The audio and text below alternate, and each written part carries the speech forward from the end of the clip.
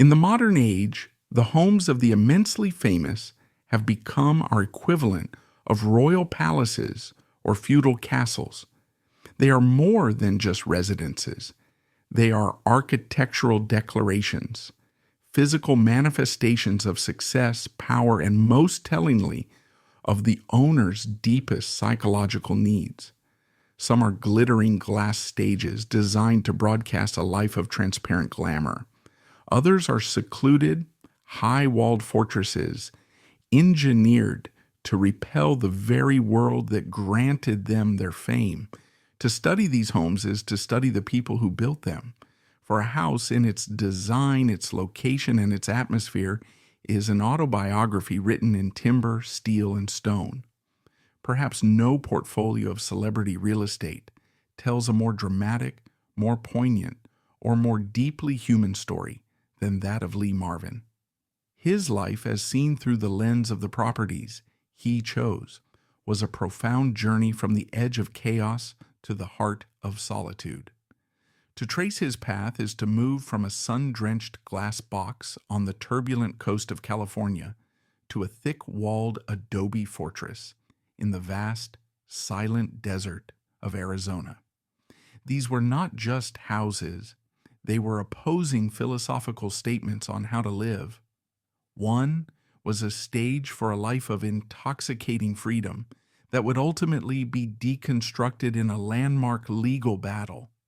The other was a sanctuary, a private kingdom built to heal the very public wounds that battle left behind. This is the story of those two iconic properties and of the complex, guarded, and wounded man who used them to navigate a life defined by both incredible violence and an unrelenting search for peace. To truly comprehend the architectural choices Lee Marvin would make decades later, his obsessive need for privacy, his attraction to rugged, defensible landscapes, his deep-seated distrust of the outside world, we must begin not with a property listing but with a battle plan. We must begin in the suffocating heat and visceral terror of the Pacific War. Before he was a Hollywood icon, he was Private First Class Marvin, a young Marine in the 4th Division, and his psychological blueprint was forged in the crucible of combat. In the summer of 1944, at the age of just 20, he was part of the brutal, bloody amphibious assault on the island of Saipan. This was no movie. Saipan was a fortress, a key strategic island defended by a deeply entrenched and fanatical Japanese army. The fighting was a particular kind of hell. It was a close-quarters struggle in dense, unforgiving jungle terrain, fought with a savagery that left no room for glory. Marvin would later speak of it in rare, unguarded moments, his words stripped of any bravado. He described the sheer, mind-numbing terror of watching the boys he had trained with, men from every corner of America, get cut down by machine gun fire, mortar shells, and desperate last-ditch banzai charges. He watched his platoon get decimated around him until he was one of only a handful of survivors. This kind of experience of being a lottery winner in a game of death fundamentally rewires a young man's soul. His own war came to a violent end during the assault on Mount Tapachau, a heavily fortified peak that was the scene of some of the most intense fighting of the campaign. He was caught in a storm of machine gun fire that tore into his lower back and legs, shattering bone and, most critically, severing his sciatic nerve. The wound was grievous, and he lay bleeding on the battlefield for agonizing hours before he could be evacuated. He was shipped off the island, another piece of human wreckage from the Pacific Front, and would spend the next 13 months in a series of naval hospitals, enduring multiple surgeries and a long, painful rehabilitation. The physical scars were immense, but the invisible wounds were deeper. He suffered from what was then crudely termed combat fatigue, a condition we now understand as post-traumatic stress disorder. The war left him with a permanent legacy of trauma. It instilled in him a deep-seated distrust of authority, a cynical view of human nature, and a lifelong battle with alcohol, which he used as a blunt instrument to self-medicate the memories and quiet the noise in his head. Most importantly, it created in him an almost pathological need for control over his own environment. He had survived a world of absolute chaos where he had no control at all. For the rest of his life, he would be subconsciously driven to build spaces, both emotional and physical, where he could feel safe, protected, and unequivocally in command. His future homes were not about showcasing wealth. They were about building defenses. After the war, Marvin drifted into acting, finding that the authentic hardness and coiled intensity the war had baked into him made him a natural on stage and screen. He wasn't a pretty boy. He was something more dangerous and more compelling. He became one of Hollywood's most reliable screen villains. By the mid-1960s, his raw talent had propelled him to the A-list, culminating in a surprising Academy Award for his comedic dual role in the 1965 film Cat Ballou. This success brought him significant wealth and the freedom to craft a life on his own terms. And like many stars of his era, he was drawn to the California coast, specifically to the bohemian chic enclave of Malibu. It was here he purchased the property that would become the most famous and infamous home he would ever own, a property that perfectly embodied the exhilarating and dangerous spirit of its time. His house at 21,406 Pacific Coast Highway was a superb example of the California mid-century modern architectural style. This was a design philosophy born out of the optimism and technological advances of the post-war era. Architects like Richard Neutra and John Lautner were pioneering a new way of living, one that celebrated an informal lifestyle and a deep, almost spiritual connection to the natural environment. The goal was to erase the traditional, rigid boundaries between the inside of a house and the world outside. Marvin's beach house was a textbook execution of this ideal, constructed with the signature materials of the style: strong, clean lines, natural redwood siding that would weather to a beautiful silvery gray in the constant salt air, large flagstone patios, and, most critically, entire walls made of floor-to-ceiling glass.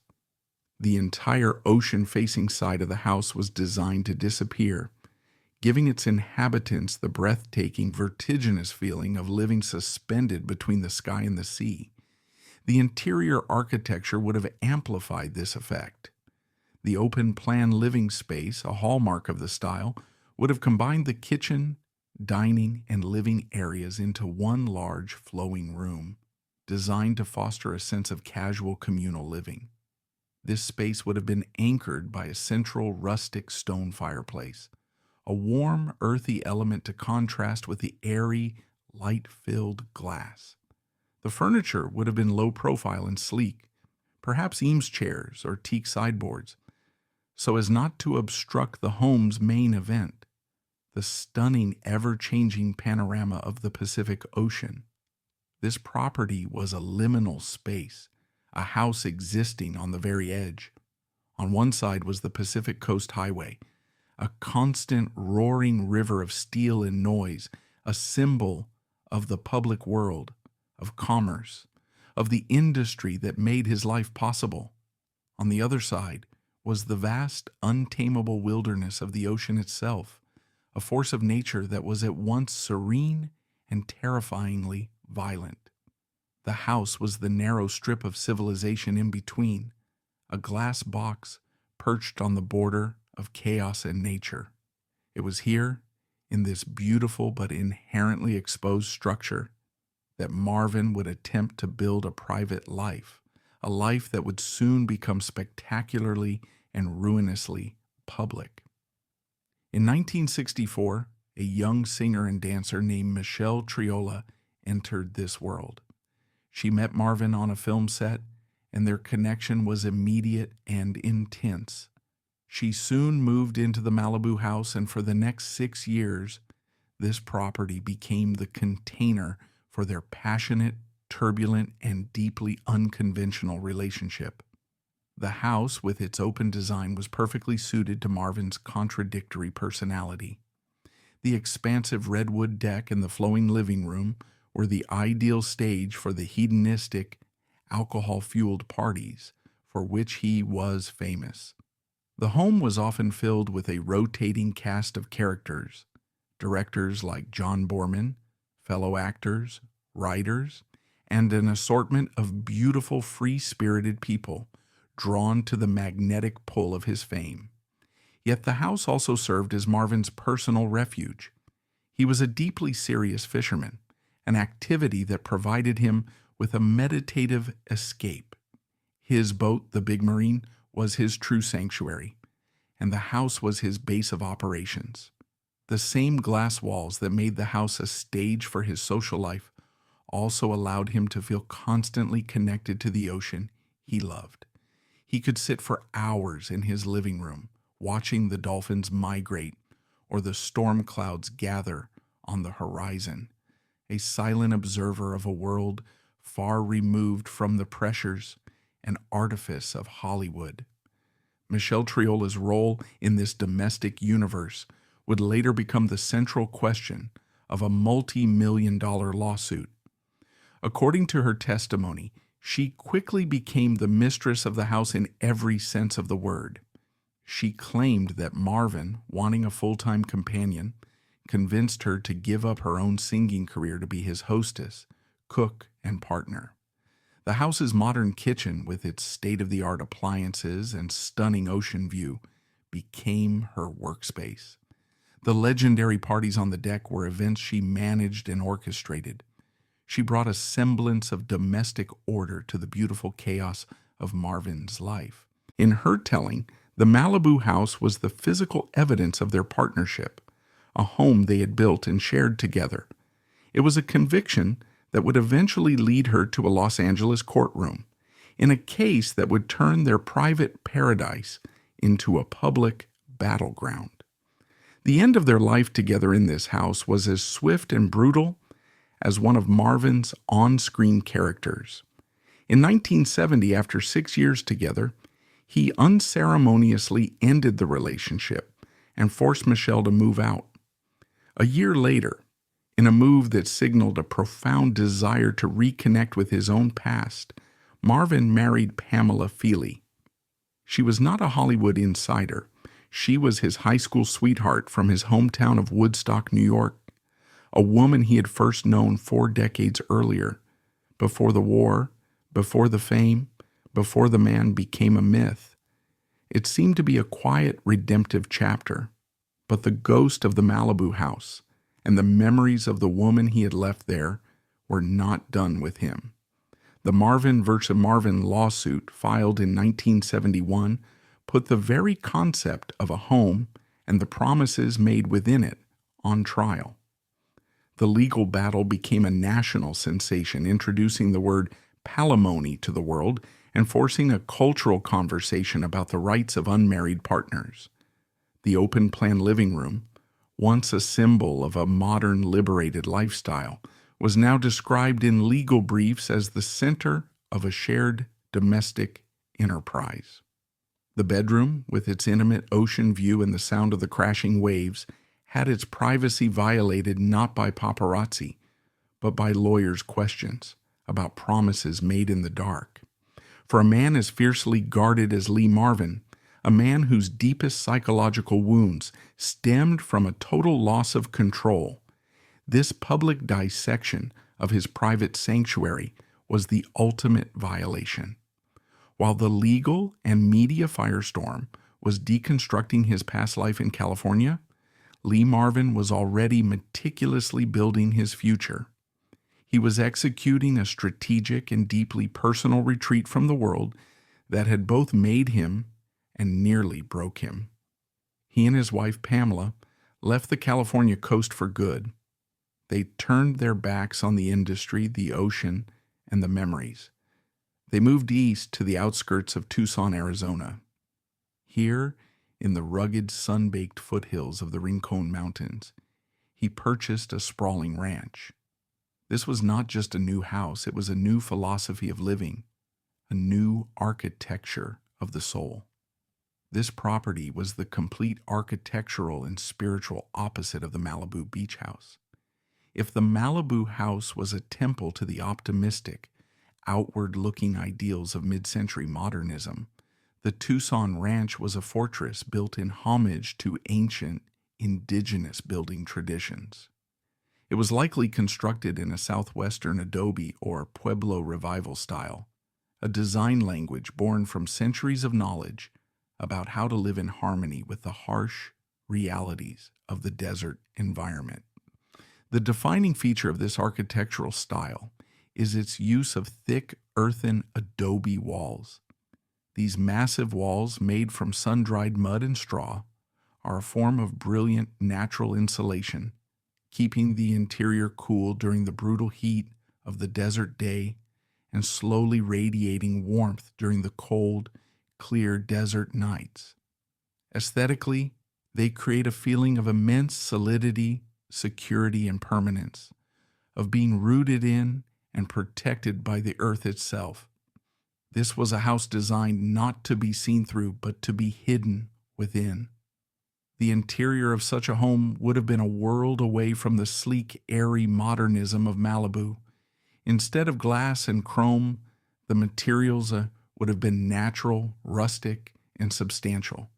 Heavy hand-carved wooden doors, exposed log ceiling beams known as vigas, and cool, earthy saltillo tile floors would have defined the space. The heart of the living area would likely have been a traditional kiva fireplace, a rounded sculptural hearth built into a corner, designed for intimate warmth rather than as a grand social centerpiece. The decor would have favored heavy, comfortable furniture upholstered in leather and woven fabrics, with colorful hand-loom Navajo rugs providing pattern and warmth underfoot. It was a style that celebrated craftsmanship, authenticity, and a deep, abiding connection to the history and culture of the American Southwest. But the true defining luxury of the Tucson property was not the house itself, but the vast expanse of land that surrounded it. The ranch was a massive buffer against the world. The property line, miles away from the main house, became his new perimeter, his first line of defense. The landscape itself became his sanctuary. He was enveloped by the unique and majestic ecosystem of the Sonoran Desert. Towering saguaro cacti, some hundreds of years old, stood like ancient, silent sentinels on his land. The spidery ocotillo, the green-barked palo verde trees, the pungent, earthy smell of creosote bushes after a rare desert rain. This was the rich, sensory world he now inhabited. The silence was profound, a stark contrast to the constant roar of the ocean and the highway in Malibu. Here, the only sounds were the call of a distant coyote, the cry of a circling hawk, or the rustle of the wind through the mesquite. Here, in the heat and the silence, Marvin finally seemed to find the peace that had eluded him his entire life. The ranch was a functional space that allowed him to fully embrace the identity he cherished most. The vastness of the land was his private hunting ground. He had access to nearby lakes where he could pursue his lifelong passion for fishing. This was the home of a man who was actively reconnecting with the land and with himself, a man who found more satisfaction in maintaining his property than in maintaining his celebrity. It was not a house designed to impress guests. It was a self-contained world designed to protect its owner. The two properties, viewed in sequence, tell the complete nuanced story of a man's life. They are an architectural diptych, a study in contrasts. The Malibu house was the home of Lee Marvin, the public persona. It was a stage open to the world, built on a foundation as unstable as the sand it stood on. Its transparent walls were a metaphor for a life of exposure, passion, and ultimately public conflict. It was a beautiful but fragile cage. The Tucson Ranch was the home of Paul Marvin, the private man, the war survivor. It was a fortress closed to the world, built on the solid ancient earth of the desert. Its thick protective walls were a metaphor for a life of intention, solitude, and hard-won peace. The journey from the glass box on the coast to the adobe fortress in the desert was the journey of a man finally and desperately coming home to himself. In April of 1979, after weeks of sensational testimony that had been breathlessly reported around the globe, the Marvin vs. Marvin trial reached its conclusion. Judge Arthur K. Marshall delivered a verdict that was a legal bombshell, a decision that managed to satisfy no one and confuse everyone. He ruled decisively against Michelle Triola's central claim. He found that, based on the evidence presented, no contract, either spoken or implied, had ever existed between her and Marvin that entitled her to half of his earnings. Lee Marvin on paper had won. The financial integrity of his estate was secure. However, in a peculiar and highly controversial legal flourish, Judge Marshall decided that Michelle did deserve something. He awarded her $104,000. He was explicit that this was not palimony or a share of any property. Instead, he designated it as a rehabilitative award, a sum intended to help her retrain and re-enter the workforce after the years she had spent out of her career while living with Marvin. This decision was instantly polarizing. Michelle's team felt the amount was insulting. Marvin's team felt it was an unjustified and contradictory payment. The decision was immediately appealed, and 2 years later, the rehabilitative award was struck down. Michelle Triola ultimately received nothing from the man with whom she had shared a home and a life for 6 years. Lee Marvin had won the war. He had defended his property and his fortune, but it was a Pyrrhic victory. The trial had cost him millions in legal fees and had exacted a devastating emotional toll. The most private details of his life had been turned into public fodder, a national debate topic. He felt rightly that he had been targeted not just as a man, but as a symbol. He was Lee Marvin, movie star, a piece of celebrity property, and the case had affirmed his deepest, most cynical belief that the world would always want a piece of him. He retreated from that world almost completely after the trial, finding solace and security within the thick adobe walls of his Tucson ranch. His life there with his wife, Pamela, was quiet, private, and by all accounts deeply contented. The great untold love story of his life was not the one that was dissected in a courtroom, but the one he rekindled in the desert with his childhood sweetheart. Their home was a testament to a love that had survived a world war, decades of separation, and the entire chaotic spectacle of Hollywood fame. It was a home built not on transient promises, but on the unshakable foundation of a shared past. In the end, the story of Lee Marvin's homes is the story of a man's lifelong search for the right kind of shelter.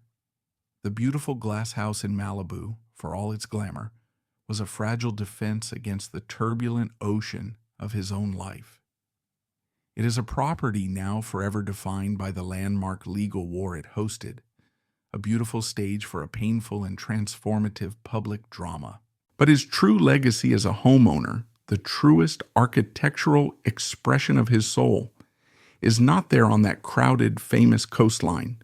It is here, in the vast, arid silence of the Arizona desert. The ranch in Tucson was the culmination of his life's search. It was his masterpiece of defensive architecture.